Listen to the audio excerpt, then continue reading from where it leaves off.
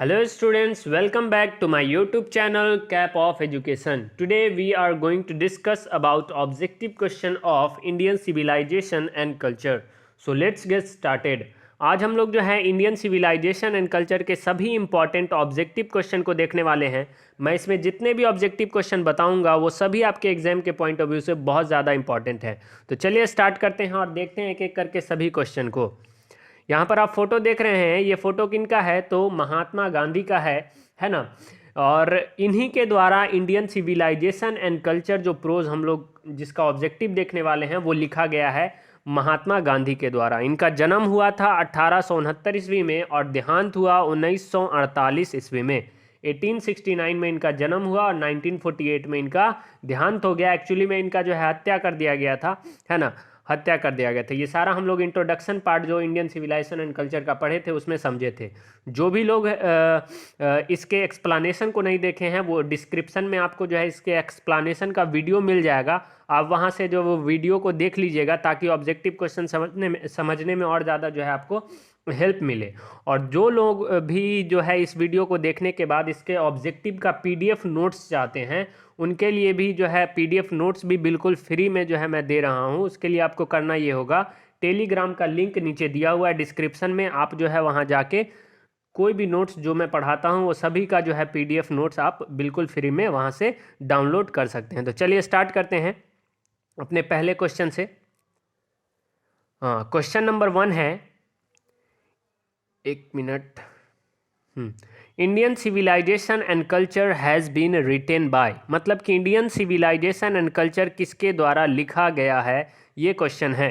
Option number A है Zakir Hussain, option number B है Mahatma Gandhi, option number C है मनोहर माल गांवकर और ऑप्शन नंबर डी है H.E. बेट्स। तो अभी हम लोगों ने जाना है किसके द्वारा लिखा गया है, महात्मा गांधी के द्वारा, है ना।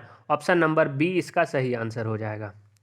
नेक्स्ट क्वेश्चन है, Mahatma Gandhi was born in. Born कहने का मतलब क्या हुआ कि महात्मा गांधी का जन्म कब हुआ ये पूछ रहा है।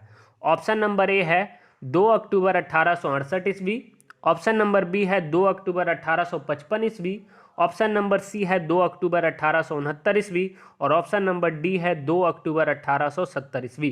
तो उनका जो जन्म हुआ था वो हुआ था 2 अक्टूबर 1869 ईस्वी, यानी कि ऑप्शन नंबर सी इसका सही आंसर हो जाएगा।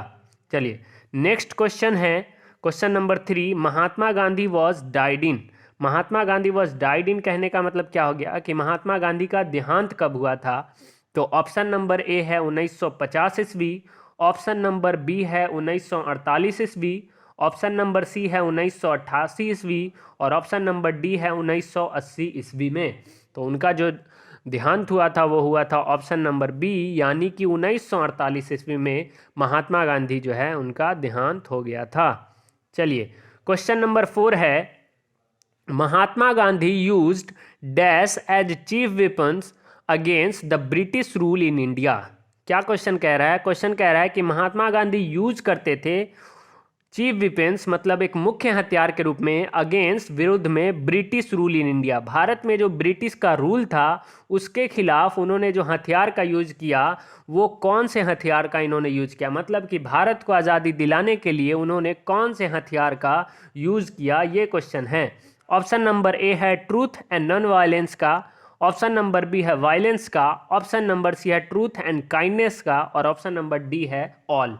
तो इसका जो सही आंसर होगा वो होगा ऑप्शन नंबर ए, यानी ट्रूथ एंड नॉन वायलेंस कहने का मतलब सत्य और अहिंसा का उन्होंने जो है मुख्य हथियार के रूप में यूज किया था ब्रिटिश रूल से आज़ादी के लिए, यानी अपने देश को आज़ादी दिलाने के लिए वो जो है अहिंसावादी रूप में जो है और सत्य के राह पर चलते हुए भारत को आज़ादी दिलाने में इन्होंने बहुत बड़ा जो है भूमिका निभाया था, है ना। और इन्होंने कोई भी हिंसा नहीं किया था और ये जो है हिंसा के बिल्कुल खिलाफ थे। चलिए नेक्स्ट क्वेश्चन देखते हैं, क्वेश्चन नंबर 5। क्वेश्चन नंबर 5 है, what is the name of the autobiography of Mahatma Gandhi. मतलब कि महात्मा गांधी के जीवनी पर जो लिखा गया पुस्तक था, ऑटोबायोग्राफी था, वो ऑटोबायोग्राफी मतलब जीवनी, उसका नाम क्या था। ऑप्शन नंबर ए है distance drum, option number B है stride toward freedom, option number C है द चेंज और ऑप्शन नंबर डी है माई एक्सपेरिमेंट्स विद ट्रूथ। तो इसका सही आंसर होगा ऑप्शन नंबर डी। ये सब इंट्रोडक्शन जो पार्ट है इंडियन सिविलाइजेशन एंड कल्चर का, उसी का सारा ये क्वेश्चन है। माय एक्सपेरिमेंट विद ट्रूथ जो है ये महात्मा गांधी के लिखे गए ऑटोबायोग्राफी का नाम है, माय एक्सपेरिमेंट विद ट्रूथ। चलिए नेक्स्ट क्वेश्चन देखते हैं। क्वेश्चन नंबर 6 है, महात्मा गांधी राइट आर्टिकल 4। महात्मा गांधी ने जो आर्टिकल लिखा वो किसके लिए लिखा? ऑप्शन नंबर ए है फार्मर के लिए, ऑप्शन नंबर बी है young India, option number C है ब्रिटिश और ऑप्शन नंबर डी है वेस्टर्न सिविलाइजेशन। तो इसका जो सही आंसर होगा वो होगा यंग इंडिया। महात्मा गांधी ने आर्टिकल जो लिखा था वो यंग इंडिया के लिए लिखा था। ये भी जो है इंडियन सिविलाइजेशन एंड कल्चर के इंट्रोडक्शन का ही एक क्वेश्चन है। चलिए नेक्स्ट क्वेश्चन देखते हैं। आवर फोर फादर मतलब कि हमारे पूर्वज न्यू दैट मतलब जानते थे दैट इफ वी कि अगर हम set our hearts after materiality we would become मतलब हमारे पूर्वज जो थे है ना, हमारे जो पूर्वज थे वो जानते थे कि अगर हम अपना दिल जो है वो मटेरियलिटी पर मशीनों पर लगा लेते हैं, मशीनों से जो है दिल लगा लेते हैं तो हम क्या हो जाएंगे, मशीनों के क्या हो जाएंगे। ऑप्शन नंबर ए है ऑनर, ऑप्शन नंबर बी है स्लैव्स, ऑप्शन नंबर सी है मास्टर यानी मालिक और ऑप्शन नंबर डी है एनिमल यानी कि जानवर। तो हम जानवर तो नहीं बन जाएंगे, हम उनके गुलाम बन जाएंगे यानी कि स्लैब्स। जैसे ही हम मशीनों से दिल लगा लेंगे तो हम हर काम मशीनों से करना चाहेंगे और इससे क्या होगा कि हम उनके गुलाम बन जाएंगे, हमको उनका आदत हो जाएगा और ये हमारे पूर्वज कभी नहीं चाहते थे, है ना। ये सब बातों को हम लोगों ने अच्छे से समझा था। चलिए नेक्स्ट क्वेश्चन है, our ancestors saw that our real happiness and health consisted in proper use of मतलब हमारे एंसेस्टर ने देखा कि हमारी जो रियल हैप्पीनेस मतलब कि सच्ची खुशी है और हेल्थ कंसिस्टेड है मतलब स्वास्थ्य है वो किसके यूज से है, मतलब हमें हमारा स्वास्थ्य भी सही रहेगा और हम बहुत खुश भी रहेंगे, वो किसके यूज से? मशीन्स के तो नहीं, मशीन के यूज से इंसान उसका गुलाम हो जाएगा और बहुत आलसी हो जाएगा। माइंड से, हैंड्स एंड फीट से या फिर एनिमल्स से। तो इसका सही आंसर होगा ऑप्शन नंबर सी यानी कि हैंड्स एंड फीट। अगर हम अपने हाथ पैर का यूज़ करते हुए कोई भी काम करते हैं तो हमारा स्वास्थ्य भी सही रहेगा और हम बहुत खुश भी रहेंगे। ये हमारे पूर्वजों का मानना था, है ना, और हमारी सभ्यता हमें यही सिखाती है। चलिए क्वेश्चन नंबर 9 है, we are in danger of bartering away the permanent good for मतलब कि हम लोग जो है डेंजर में हैं, हम लोग खतरे में हैं अदला बदली के। परमानेंट गुड यानी कि हमारी जो सभ्यता है, जो एक खूबसूरत सी सभ्यता है, इसी तरीके की सभ्यता को जो हम अदला बदली कर रहे हैं, इसमें बदलाव करना चाह रहे हैं, इस चीज़ से क्या होगा कि हमें डेंजर पैदा होगा। और हम ऐसा क्यों कर रहे हैं? तो ऑप्शन नंबर ए है मोमेंट्री प्लेजर के लिए, ऑप्शन नंबर बी है एक्सेस प्लेजर यानी अधिक खुशी के लिए, या फिर मोमेंट्री प्लेजर मतलब होता है क्षण भर की खुशी, और ऑप्शन नंबर सी है मोमेंट्री डिसकंटेंट के लिए मतलब दुखी के लिए, या फिर एक्सेस डिसकंटेंट मतलब अधिक दुखी के लिए हम जो है ऐसा कर रहे हैं। ठीक है, तो इसका सही आंसर जो हो जाएगा वो क्या होगा? गांधी जी कहते हैं मोमेंट्री प्लेजर, यानी हमारे जो पूर्वज थे उनका मानना था कि हम क्षण भर की खुशी के लिए मतलब कुछ खुशी के लिए क्या कर रहे हैं, अपने आप को डेंजर में डाल रहे हैं, खतरे में डाल रहे हैं। हम जो है अपनी सभ्यताओं को भूलते हुए मशीनों की तरफ जिस तरीके से भाग रहे हैं आधुनिक सभ्यता की ओर, ये हम क्या कर रहे हैं, अपने लाइफ को जो है खतरे में डाल रहे हैं। चलिए नेक्स्ट क्वेश्चन है question number 10, the more we indulge in our passions the more what they become मतलब जितना हम अपने पैशंस में, अपने शौक़ में इंडल्ग होते जाते हैं, कहने का मतलब है लिप्त होते जाते हैं, उसमें सम्मिलित होते जाते हैं, उतना ही हम जो है क्या होते हैं, उतना ही हम क्या हो जाते हैं, सेमलेस हो जाते हैं, ऑनेस्ट हो जाते हैं, ईमानदार, या फिर अनब्रिडल्ड हो जाते हैं, या फिर ब्रिडल्ड हो जाते हैं। तो इसका सही आंसर होगा, गांधी जी ने लिखा था कि the more we indulge in our passion the more we unbridled मतलब हम जो है अनब्रिडल्ड हो जाते हैं, मतलब ज़िद्दी हो जाते हैं, है ना। किसी भी चीज़ को लेकर हम बहुत ज़्यादा ज़िद्दी हो जाते हैं, मतलब क्या है, हमारे अंदर का लालच बढ़ता चला जाता है और ये चीज़ बिल्कुल सही नहीं है। चलिए नेक्स्ट क्वेश्चन क्या है? नेक्स्ट क्वेश्चन है question number 11, we notice that हमने नोटिस किया है कि the mind is a restless dash the more it gets the more it wants and still unsatisfied मतलब हम लोगों ने देखा है कि मन जो है वो क्या है, तो रेस्टलेस मतलब बेचैन क्या है, तो गांधी जी ने कहा था कि माइंड इज रेस्टलेस घोस्ट है, चाइल्ड है, बर्ड है या फिर सॉल है? तो इसका सही आंसर होगा ऑप्शन नंबर सी, यानी कि बर्ड। यानी कि मन जो है एक बेचैन पक्षी है। द मोर इट गेट्स, मतलब जितना इसे मिल जाए, द मोर इट वांट्स, उतना ही ज़्यादा ये चाहता है। एंड स्टिल अनसेटिस्फाइड, मतलब उसके बाद भी असंतुष्ट रहता है। हमें कितना भी मिल जाए, चाहे धन हो, कितना भी धन संपत्ति हो जाए हमारे पास, हम क्या होते हैं, हमेशा असंतुष्ट होते हैं कि थोड़ा और होता, थोड़ा और होता।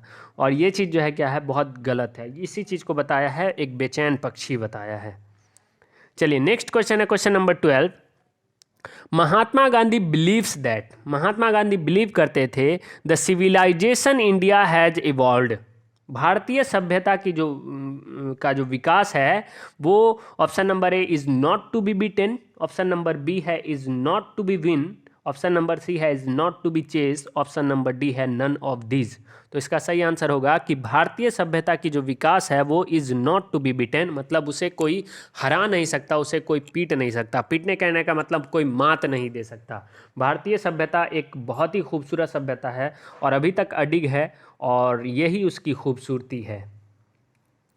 चलिए क्वेश्चन नंबर 13 है, the Indian civilization as described by Mahatma Gandhi has been so described by, मतलब इंडियन सिविलाइजेशन को जैसा कि महात्मा गांधी ने डिस्क्राइब किया है, बताया है, वैसा ही और किसके द्वारा बताया गया है? और किसके द्वारा बताया गया है? ऑप्शन नंबर ए है इट्स इनेमीज, उसके दुश्मनों के द्वारा, इट्स नीबर्स, उनके पड़ोसियों के द्वारा, ऑप्शन नंबर सी है इट्स वॉटेरीज के द्वारा, या फिर ऑप्शन नंबर डी है इट्स मास्टर यानी मालिक के द्वारा। तो इसका सही आंसर होगा ऑप्शन नंबर सी, यानी कि उसके समर्थकों के, भारतीय सभ्यता के समर्थकों के, उसके अनुयायियों द्वारा बताया गया है कि भारतीय सभ्यता जो है एक बहुत खूबसूरत सभ्यता है। जैसे मतलब महात्मा गांधी ने जिस तरीके से डिस्क्राइब किया है, वैसे ही इनके समर्थकों द्वारा डिस्क्राइब किया गया है। इसका मतलब होता है समर्थक, यानी ऑप्शन नंबर सी। चलिए नेक्स्ट क्वेश्चन है question number 14। The common people lived independently and followed which occupation, मतलब भारतीय सभ्यता में जो आम लोग हैं वो आज़ादी से रहते हैं और कौन सा पेशा जो है, ऑक्यूपेशन कहने का मतलब पेशा, को फॉलो करते हैं? ऑप्शन नंबर ए है एग्रीकल्चर को, ऑप्शन नंबर बी है टीचर, या फिर ऑप्शन नंबर सी है ट्रेडर्स, ऑप्शन नंबर डी है प्रिएचर्स। तो इसका सही आंसर है, ज़्यादा सोचने की बात नहीं है, ऑप्शन नंबर ए यानी कि एग्रीकल्चर। यानी हमारे जो भारतीय सभ्यता के लोग हैं, हमारे पूर्वजों का मानना था कि हम गांव में रहते हैं और खेती बाड़ी करते हैं और बहुत ज़्यादा हम खुश रहते हैं, है ना। इस चीज़ में हम क्या रहते हैं, बहुत खुश रहते हैं और बहुत आज़ाद रहते हैं, ठीक है, यानी option number A. Question number 15 है, the tendency of Indian civilization is to elevate, मतलब भारतीय सभ्यता की जो टेंडेंसी है, ठीक है, इज़ टू एलिवेट, वो किस चीज़ को बढ़ावा देती है ना। तो इसका ऑप्शन नंबर ए है, हमारे भारतीय सभ्यता का जो टेंडेंसी कहने का मतलब हो गया, जो आधार है, वो किस चीज़ को बढ़ावा देती है?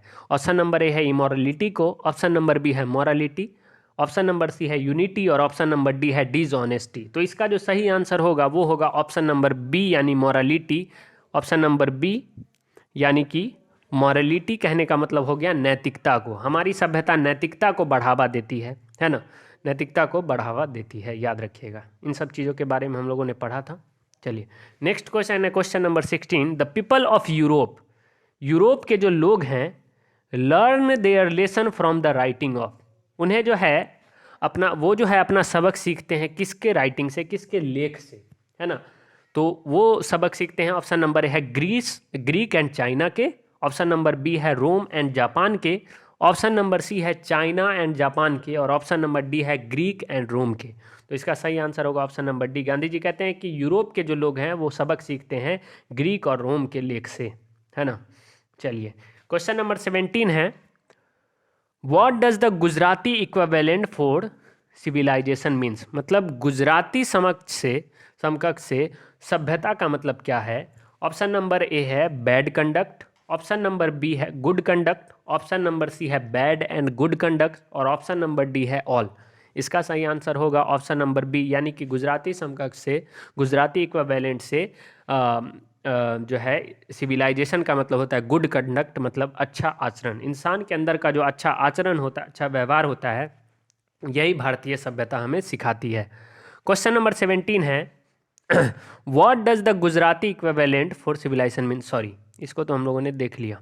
चलिए क्वेश्चन नंबर 18, क्वेश्चन नंबर 18 है the tendency of the western civilization is to propagate, मतलब वेस्टर्न सिविलाइजेशन का जो टेंडेंसी है वो किस चीज़ का प्रचार करता है। इंडियन सिविलाइजेशन का हम लोगों ने देखा मॉरलिटी का, नैतिकता का करता है। उसी तरीके से वेस्टर्न सिविलाइजेशन जो है वो किस चीज़ का, प्रोपगेट कहने का मतलब प्रचार करना, वो किस चीज़ का प्रचार करता है, किस चीज़ को बढ़ावा देता है, मॉरलिटी को, इमोरलिटी को, यूनिटी को, या फिर डिसऑनेस्टी को। तो इसका सही आंसर होगा इमोरलिटी यानी अनैतिकता का। इंडियन सिविलाइजेशन नैतिकता यानी मॉरलिटी का, और वेस्टर्न सिविलाइजेशन इमोरलिटी यानी अनैतिकता का जो है वो लोग प्रचार करते हैं। क्वेश्चन नंबर 19 है the glory of Indian civilization is, भारतीय सभ्यता की जो ग्लोरी है यानी खूबसूरती है वो कैसी है। ऑप्शन नंबर ए है इमूवेबल, ऑप्शन नंबर बी है ग्लोरियस, ऑप्शन नंबर सी है मूवेबल, और ऑप्शन नंबर डी है ब्यूटीफुल। तो इसका जो सही आंसर होगा वो होगा ऑप्शन नंबर ए यानी कि इमूवेबल। भारतीय सभ्यता की जो खूबसूरती है वो इमूवेबल है यानी कि अडिग है, और ये कभी ख़त्म होने वाली नहीं है, ऐसा गांधी जी कहते हैं। चलिए हमारा लास्ट क्वेश्चन है question number 20, what was that our ancestor satisfied with, ऐसा क्या था जिससे हमारे पूर्वज बहुत सेटिस्फाइड थे यानी संतुष्ट थे। सिटी से, टाउन से, विलेज से, या नन ऑफ दीज। तो इसका सही आंसर होगा विलेज, है ना। यानी हमारे जो पूर्वज थे वो गांव से बहुत संतुष्ट थे। उनका मानना था कि शहर जो है वो चोर डाकुओं का अड्डा होता है, वहाँ अमीर जो है गरीब को लूटते हैं, और वहाँ इंसान एक जाल में जकड़ा हुआ रहता है ना। और इसीलिए वो कहते थे कि गांव हमारे लिए ही सब कुछ है, और गांव में ही हमें सब कुछ मिलता है, और यहीं वो खेती बाड़ी करते थे और बहुत ही खुश रहते थे। तो ये हमारा जो है पूरा इंपॉर्टेंट ऑब्जेक्टिव क्वेश्चन 20 तक जो है कंप्लीट हो चुका है। जिनको भी PDF नोट्स चाहिए वो टेलीग्राम पे जाके जो है आप हमें टेलीग्राम पे ज्वाइन कीजिएगा, आपको नोट्स मिल जाएगा। और अभी पूरा कोर्स हम लोग कंप्लीट करवा रहे हैं, इसीलिए हमारे चैनल को सब्सक्राइब कर देंगे। आपसे रिक्वेस्ट है कि आप हमारे चैनल को सब्सक्राइब करें। अगर वीडियो अच्छा लगा हो तो इसे लाइक भी कर दें, और अपने दोस्तों के साथ इसे शेयर भी कर दें। और कोई प्रॉब्लम हो इस वीडियो से रिलेटेड, कुछ पूछना हो तो आप हमें कमेंट भी कर सकते हैं, या फिर व्हाट्सएप नंबर दिया हुआ है उस पर आप हमें मैसेज भी करते हैं, तो मैसेज भी कर सकते हैं उस पर, ठीक है ना। तो चलिए मिलते हैं नेक्स्ट वीडियो में। Thank you very much.